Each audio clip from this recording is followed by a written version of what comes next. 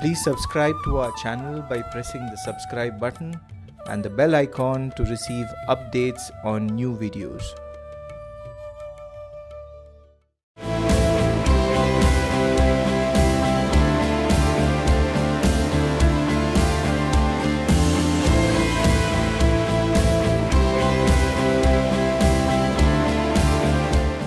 So I am here today to tell you about what we are going to show you in each episode.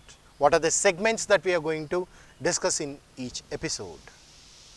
Every episode we have designed in such a way that it's a combination of 5 or more than 5 segments. What are they? Of course, this same order may not be followed, but I would like to tell you the segments. There will be conversation, story narration, then you would also find an inspirational incident from Grace's personality's life, or an anecdote or a parable, grammar, and a quote for you to think over. Now I shall tell you individually about these segments. So first I had mentioned about conversation. So conversation is supposed to be between two people. They would come and discuss some issue before you. Then when they discuss, note down what are the points that they are discussing. You would have a story narration. A story would be narrated to you, and on the screen you find the scrolling coming up. Follow the scrolling and the narration. Try to learn the new vocabulary which is being used, the grammar, the structures, etc. Then another segment where either we would have inspirational incidents from great personalities' lives, or an anecdote or a parable which would be narrated to you. Once again the same point comes in. Observe. Observe the vocabulary that is being used, the structures, the grammar that is being used. And in another segment, we would directly discuss grammar for you, because grammar is the backbone of the language. So in the grammar, we would give the explanation for that topic. There will be some nice examples, the usage part, and also exercises which either would be in this episode or the next episode. Now sometimes these grammar issues also, they may not be completely discussed in one particular episode. Sometimes they may be carried over to the next episode and so on. And we would also show you one quote, one inspirational quotation. When that quote is shown, think about that quote, cogitate on it, try to understand and imbibe that idea and follow it in your life. So this is how we have made it a mixture of different things put together, and with the main aim, only one aim, that is learning of English. English is a language, and to learn the language you need to expose yourself to many things. So that's how we have designed these episodes, and I hope you will be able to learn the language quickly and easily. That's what each episode of our telecast would be giving you. Okay? So right away we shall get into the episode. Now we have some grammar for you. Hello, how are you all? Fine, madam. Madam, how are you, madam? Good. What happened to your interview, Arvind? I didn't speak well, madam. Interview. You didn't speak well? Yeah, madam. Okay. What about you? Last week I attended the interview, ma'am. I cleared my 3 phases. 4th phase results was not today, declared. Okay. not the day. The results will be updated on some other day. Okay. What about did you face any problems while attending interviews? I attended one time, madam. That time I didn't speak fluency. Okay. So, you know, an interview is the most important thing for getting a job. And you all must have heard that the first impression is the best impression. So, the interview is the best time for you to impress the person who is going to employ you. At the same time, the person who wants to employ you also wants to know about you. So this is the best opportunity. But when you go for an interview, there are some things which you should not forget. First point, never sit down till they ask you to sit. The second thing is, speak only the truth, whatever you have proof of. Okay. And finally, speak up loud. Your voice should be audible to the other person. Otherwise, the people start thinking a low voice also indicates lack of confidence. Because you all are very confident in your subjects, your voice should be loud and clear. So, normally, how should you introduce yourself? So, there are certain aspects to be mentioned, and almost there are about 10 aspects to be mentioned. Okay. So, we will start with each one of those. The first and foremost is your name. Now, there are different ways of telling your name, of introducing yourselves. How would you introduce yourself, Uppalaya? My name is Vivekananda. My name is Marvin. This is Forma. Okay. Now, you can either say, my name is, or I am. Okay, tell your name. Never mention Mr. before your names. It is not Mr. Uppalaya, it is Uppalaya. It is not Mr. Arvind, not Mr. Verma. Secondly, whenever you mention your name, don't mention this is in an oral interview. If it is an interview, a telephonic one, it is possible you may say this is, but that is an informal way. Formally, when you say, it should be only my name is or I am. Okay.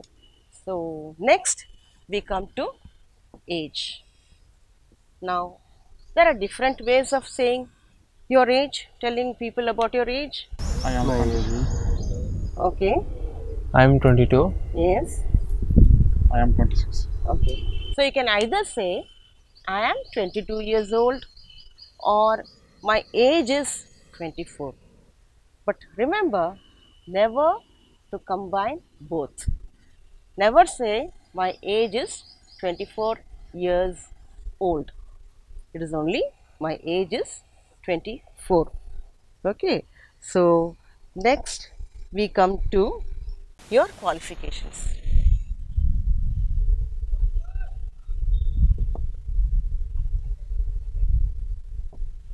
Coming to your qualifications too, there are many ways of saying it, isn't it? So, what are you doing? I am doing second post graduation. Okay. So, you can either say, I am doing post graduation from which college? In JNTU. From JNTU, from the university itself? Affiliated to. See? Okay.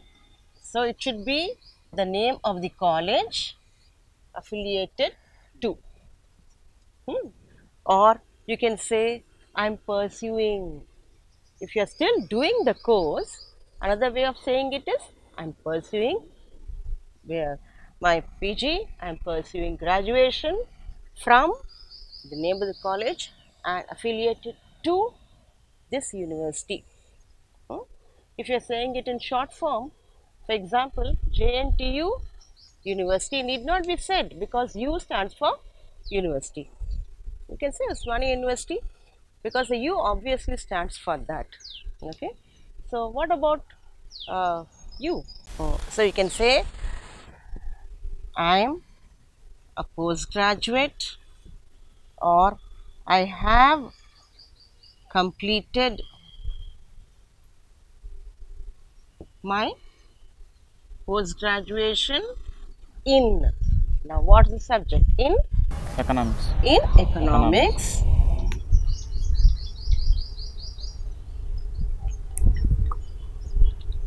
From college. Nagarjuna College. From Nagarjuna college affiliated to Mahatma Gandhi University. Mahatma Gandhi University. Okay. So there are different ways of mentioning what you are doing, what you have done. But remember, never mention the name like name, age, qualification. Instead of saying my qualification is or my qualifications are, a better way of saying is I am doing PG, I am pursuing, I hold I hold a postgraduate degree in economics. I possess a master's in economics. I'm a graduate or I'm an engineering graduate in computer science or mechanical engineering or civil engineering affiliated to university. Okay. So, those who are continuing, as I said, I'm doing PG or I'm pursuing, that can be mentioned. But as I mentioned before, never mention qualifications directly in that. These are different ways of expressing yourselves, and this is the way the person who is going to hire you is aware that you are capable of using the language. Now, another thing is, next we come to, what are your hobbies? My hobbies are watching movies, listening music, reading books. Okay, hobbies, or instead of using the word hobbies, you can use I like. I like reading books, listening to music. Don't omit that. Yes, and Watching movies. watching movies. These are the things which I like to do. Or what are the other way of saying? How would you say it? My hobbies are reading books and playing games. Reading books. My hobbies are. You can also say my pastime is. My yes. My pastime is, or I am interested in, okay, or I enjoy. These are different ways of saying what you like to do in your free time. But remember, there is no word called time pass. Okay, there is no word called time pass. Pastime is only what you like to do when you have free time, when you are free from your other jobs, other things that you are doing. And this is one way the employer is going to find out whether you spend your time usefully or productively or waste time. So be careful about what you mention as your hobby.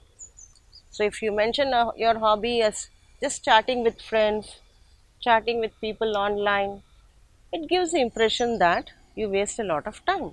You seem to waste a lot of time. So nowadays you have to be very careful.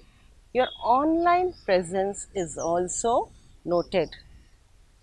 So if you are applying for a job, they look up your profile. They also see how you engage yourself in, what kind of people you talk to, what kind of language you use. So always be very careful about what you do. One more thing you can use here is I am fond of. I'm fond of reading books. I'm fond of listening to music. But be careful, whenever you say something, be ready to give a further answer. So if you say I love listening to music, you should be able to justify it. You can justify that, no, I do it only for relaxation. But then if you try to show that it's much more than that, you have to be very careful. Okay. So you can also say, I'm a movie buff. That means you don't miss any movies. You are fond of fashion. So you like to follow whatever is there. You can also say, though I like to see what's happening, I don't follow it. So what does it tell about you to the other person? When you say that I am very keen on following what's happening, but I myself don't follow it. It only shows that you are very steady, you are consistent, you don't change with the latest fashion. That also matters a lot. Next we come, what is the difference between hobbies and habits? Hobbies What are are hobbies Individual. and habits? which you like. Hobbies is which you interesting in the like Hmm? to reading newspaper, reading books, That's something you like. something you like. Now, habits. People very often get confused between hobbies and habits. A hobby is something which is different from your routine work. It is different from maybe your profession, and you like to take it up to relax yourself. Like there are some people who like to do photography. It's a hobby. A professional photographer who takes photographs for events cannot say my hobby is photography. Similarly, there are many other professions like this. Painting. There are some people do painting just like that. It relaxes them. So that person, it's not their profession. They don't get money out of it. But at the same time, they do need to know a lot about that, isn't it? If you want to take pictures, you should know what should be the angle of the camera, what should be the amount of light which comes in. So many things about the lens, so many things you ought to know. Similarly, some people like to do bird watching. So they keep on observing birds. They realize it's a new bird which has come into it. It's not just looking at it and enjoying the beauty. Once you take it up as a hobby, you start reading about it. You start getting to know more about these things. Similarly, gardening. A gardener, for him, it's a profession. It feeds him. But if we do gardening as a hobby, we need to know so many things. When does a plant grow, at what time? Is it seasonal, or does it come all through the year, or does it require more water or less water, more sunlight or less sunlight and shade? There are many things which you get to know through hobby. So pursuing hobby is a very good way of spending time. Any question? Hobbies. What do you use hobbies? Hobbies Plural. are these. Yeah. Plural. When you have more than one hobby, Habit. it is hobbies. If you have just one hobby, it is a hobby. Habit. When it is more than one. But this is a routine. Habit is a routine. Do you drink coffee in the morning? Yes. That's a habit. Okay. Do you wake up early in the morning? Yeah, madam. That is a habit. So some people don't take coffee at all. They don't drink. Okay. So similarly, do you go out often? Every Saturday I have to see a movie. So it becomes something like part of your routine. Yeah, madam. Habit is what you do. Some people, they even while eating also, they are habituated to eating more spicy food, less spicy food, more salt, less salt, or using only one particular toothpaste could also be. Want more, madam. Which one? Habit. Someone Habit wants Okay, more, habit. more habit. So you don't get out of that habit. Uh-huh. It's very difficult to lose a habit. That's what you mean, isn't it? Yeah. Yes. Once it becomes a habit, you can't give up. You want to have more and more of it. Yeah, that's a very nice way of putting it actually. Okay. So next, after all this is done, we come to your ambition. My ambition is to become good employment, To become a good, government employment, to become a government government job. employee. Employee. Now, what's the difference between an employee and an employer? Employee singular, madam. No, this is the person who gives you the job. You are an employee. A person who works is an employee. A person who gives job is an employer. Okay. So, when you talk about your ambition, what is your ambition? My ambition is a good software engineer. That is the verb. So, ambition, instead of saying again, I mentioned before, don't mention the word ambition, qualification, age. Say the same thing in a different way. So, you can say, I would like to become. Yes, what would you like to become? I would like A software engineer. engineering. Yes. What is your dream? I would like to become a good government job. No, you can't become a government job. To get a job. To get a job, to get a government job. So, there is nothing like good or bad. Every job is good, isn't it? What do you mean by good? Is to better Satisfaction. satisfaction. You should Yeah, have. you You should have. Satis. Yes. in Our service. In your view, you should like it. Okay. The job kind of job should appeal to you. And then, as you say, you should get job satisfaction. That is what it is. Okay. So, what is your I would ambition? like become a teacher. I would like to become Yet a teacher. Okay. So, when you say that, it is very important not to miss out the verb to be, to become. So, remember, never forget to mention to become. I want to become. And when you mention, there's nothing called good job. Everything is good. Everything is good. So you just have to have a very clear idea of what your ambition is, because right now it starts, isn't it? The ambition should have been there, should be, definitely is there with you people right from the beginning, and that would help you to achieve it. So remember, my desire is to be, I dream of, my desire is to do. So very often people say, I become government. You cannot become we cannot become the government. I want to become a government employee.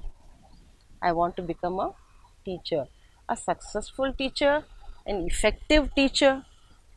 That also matters. Or I would like to become an efficient software engineer. So these are the various ways of mentioning what your ambition is. So now, can you rephrase your ambition? Rephrase. Tell it in a. I would like to become a software. Like to become. I would like to become a software engineer. I would like to become a good person. Good person. Yes. So don't leave it like that. To become a good person. Okay. So as I told you, don't stop with I want to become a good person, because you are appearing for a job interview. So when you say that, it should be something related to that. So naturally, Upalaya will be attending an interview only for a teacher's job, isn't it? So and you will be attending an interview for a government job, and he will be attending an interview for a software. Engineering. So as such, being a good person is common for all of you. But having come to that interview, it has to be related to that particular field. Now, listen to two friends discussing some important issue. Good afternoon. I think one of the most important things that will put a stop or that might stop us from succeeding is fear. Fear is an emotion or a feeling which means we are either scared of something or someone. Fear is an emotion that we all experience at every point in our life. As children, we are scared of monsters. As teenagers, we have a fear of what the others have an opinion on us. As young adults and adults, we have a fear of failure. As in, we have job interviews coming up, we have exam results, we don't know the results of the exam, we don't know the results of our job interview, whether we'll be able to succeed or not. That is fear of failure. And as an elderly, you have fear of health issues. So regardless of age, fear is something that we all experience at every walk of life. So it is very essential for us to know what our fears are and how to manage it. Exactly. Now, before we learn how to manage our fear, we should first know what causes the fear that we have. True. There are different kinds of fear, which each of them are caused by different things. Let's just take a look at a couple of them. One of the main reasons for fear is not knowing about something fully. Ante, there is a fear of the unknown. What we do not know completely is causing us to be scared of it. For example, we are meeting somebody new. We don't know anything about them. When you meet a stranger, you don't know their likes, you don't know anything about them. So you will get scared. Will they like me? Will they hurt me? Are they nice people? Can I be friends with them? What are they thinking about me? So many questions come in our head. So we get scared because we don't know anything. Similarly, it is night time. Office or your classes are all finished and you're coming back home. Now, if you're walking down the road and you hear the temple bell ringing, you know the sound of a temple bell, you recognize it, so you don't get scared. Exactly. But suppose you hear some new sound which you don't know, before even thinking what is the sound, first you will get scared because you have not experienced, you have never heard that sound. It is very new to you. So, there is a fear of the unknown. Exactly. There is another kind of fear which is called phobia. Phobia is not just a simple fear. It is a very strong, severe amount of fear and scaredness that we have for something. Yenta ante asalu manaki upiri radu. We can't breathe properly. We become dizzy in certain situations. True. For example, some people have a fear of heights. If they're standing on the terrace of their home and they look onto the ground floor, the height is so scary for them that they become dizzy, they can't breathe properly. So fear of heights is called vertigo. Okay. Similarly, some people have a fear of darkness. Chikati ante, they get so disturbed, they cannot go into darkness at all. That is called nyctophobia. Nyctophobia. Phobia is a severe scareness, a severe fear. Okay. Nycto represents darkness. So nyctophobia. Oh. Similarly, some people are terribly disturbed when they see a spider. Spider దగ్గరికి రాగానే అసలు ఆ చోట్లో ఉండలేరు. ఊపిరి రాదు, లోపల నుంచి ఏదో డిస్టర్బెన్స్ వచ్చి అక్కడ నుంచి వెళ్ళిపోవాల్సిందే. So people who have an excessive fear of spiders, they are said to have arachnophobia. Oh. So this is one kind of fear. Now the third reason that we feel fear is because of anxiety. Ante we worry too much. Now as you rightfully said some time ago, when we have exams or we go for job interviews, we don't know what the result will be. Correct. And we end up worrying, pass outana, will I get the job? You don't know what to do.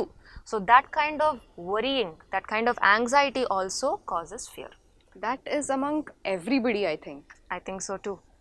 Now, the best way to manage fear is to face it. How do you face it? The moment you get scared or you're afraid of something, first face the fear and then question, what am I afraid of and why am I afraid of it? Accept something that is coming to you in the first place. Why are you scared? Because you don't know something. You're new to it. So accept it. Accept the unknown and then learn about it. Learn thoroughly about it and then you're confident of it. And there is nothing left unknown. You know it. So it will be a new experience for you. Then there is nothing to be afraid of. All you have to do is be open-minded, and you need to accept that you don't know, you learn, and then you move on. The next will be fear of anxiety, as in constantly worrying or getting stressed or getting scared a lot. Why are you scared? Why are you worried? The first thing that you need to think is, stop and think. What am I doing? What can I do about it? Can I do something by worrying? Now you have exam results, you have interview results. What can you do by worrying? Can I change the results by worrying too much? Can I change the results by getting scared? No, you can't. The answer is no. So all you have to do is stop and take a deep breath. Be patient. Just accept the results however they come. Now, if you are happy with the results, good. If you are not happy with the results, see what went wrong, what were your mistakes, and then learn. Learn from your mistakes, then overcome them. So next time you will not repeat it, so that there will be nothing to be afraid or anxious or stressed about. I agree. We've seen some of the kinds of fear, what causes them, and we've seen some good ways to tackle and manage the fear.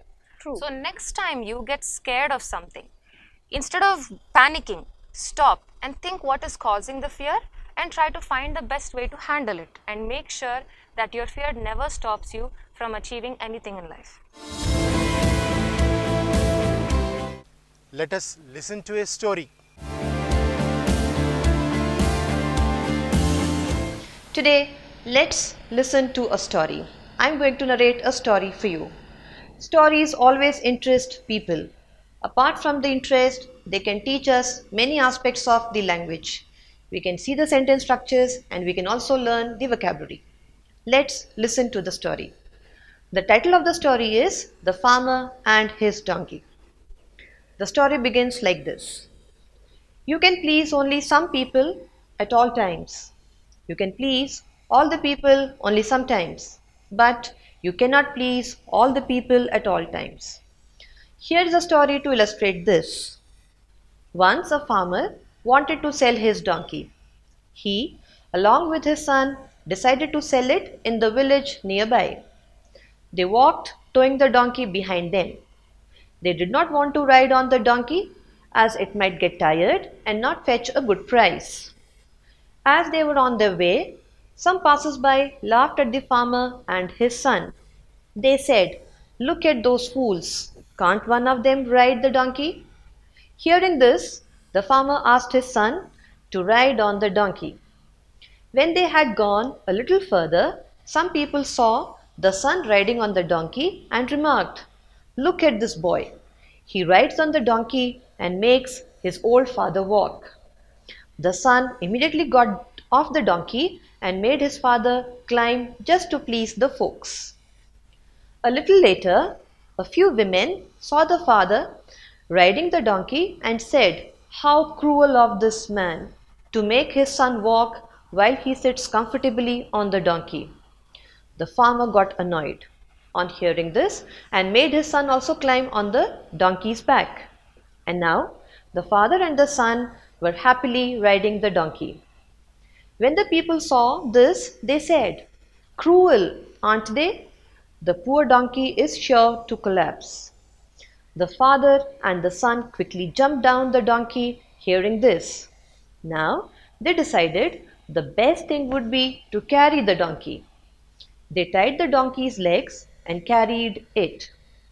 As they neared the village, they had to cross a bridge over a river. Some children who saw this laughed at this strange sight. The donkey, hearing all the noises around, turned and twisted. The father and the son lost their balance and couldn't hold on the donkey, and it fell down into the river below. The father and the son had to return home without a penny. So my dear friends, this story teaches us that we should not go on listening to what the people may have to say about us. We should only do what we feel is right or what we think is correct. Because if we go on listening to people, then we may not land anywhere and we may not be able to achieve our goals. Now in the story, you may have found some words difficult, so let me explain those words to you. One of them is please. Please means to make somebody happy. The other word is fetch. Fetch means to get a good price or to get a good amount of money. The other word is annoyed. Annoyed means to make somebody unhappy or angry. Then the other one is collapse. Collapse means to fall down or to break down. So, my dear friends, I hope you have enjoyed the story and learned something from it. Thank you.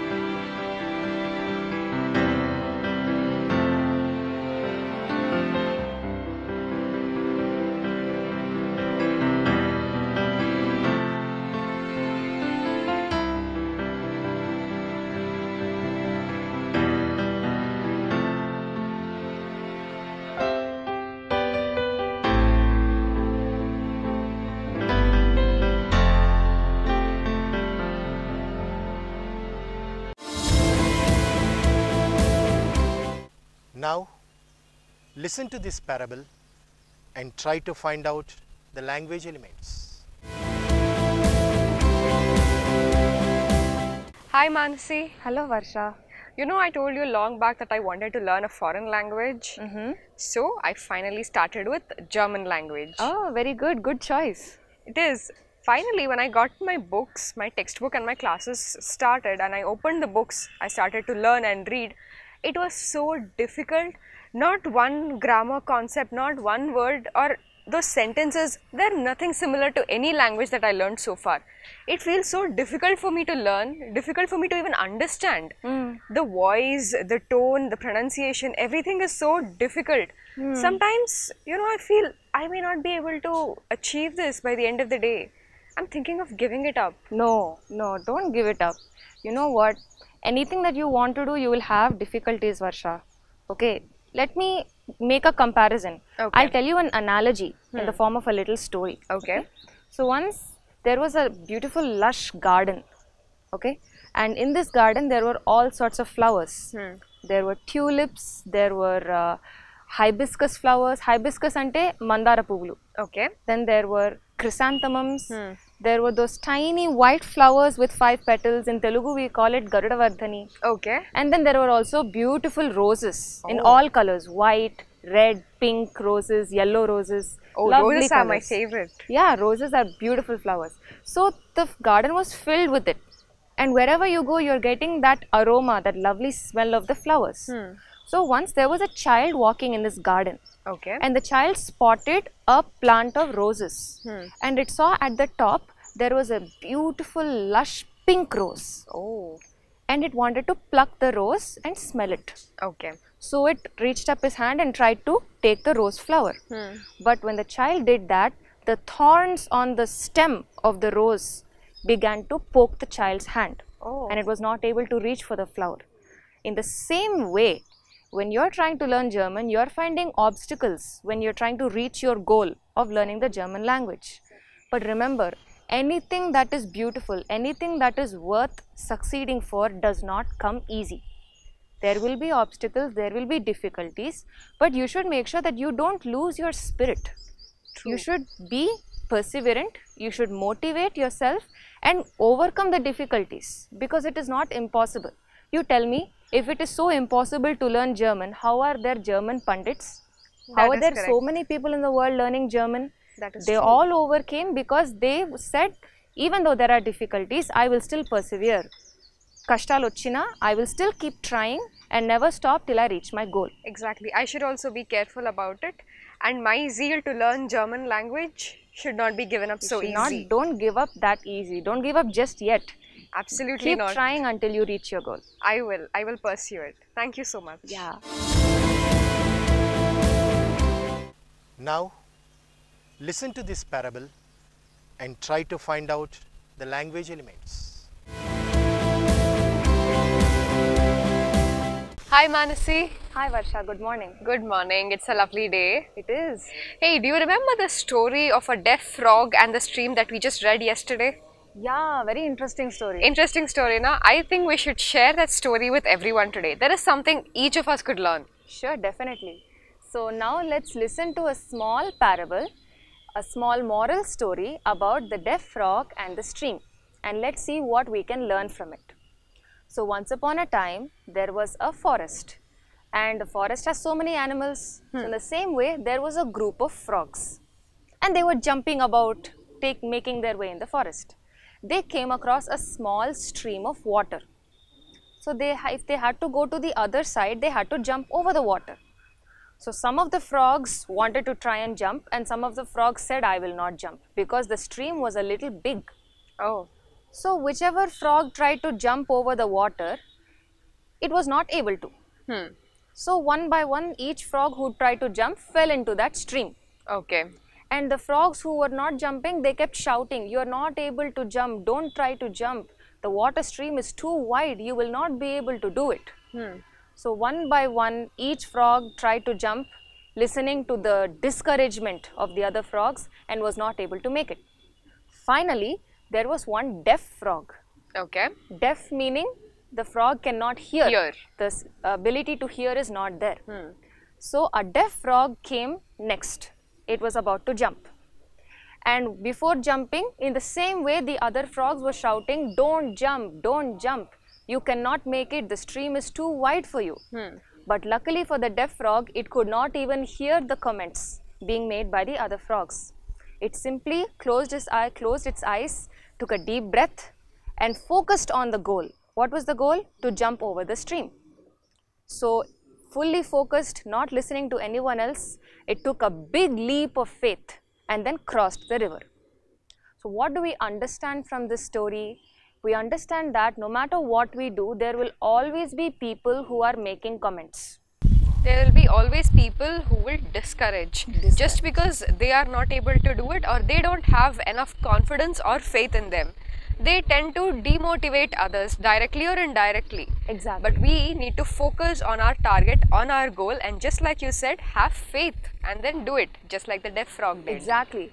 So whatever you do, as Varsha rightly said, there will be people who may be there to discourage you from doing that particular work. But like the deaf frog, pay a deaf ear to those people. Don't listen to what they have to say. They may have their own reasons to discourage you, but don't give it any importance. Focus on your goal, just like the deaf frog focused on jumping over the river. And when you focus on a goal wholeheartedly and give your full soul into it without paying attention to others, you will definitely do whatever it is that you want to succeed in. Very well said. So I think we've learned something good from this story. Thank you all so much for joining us and listening.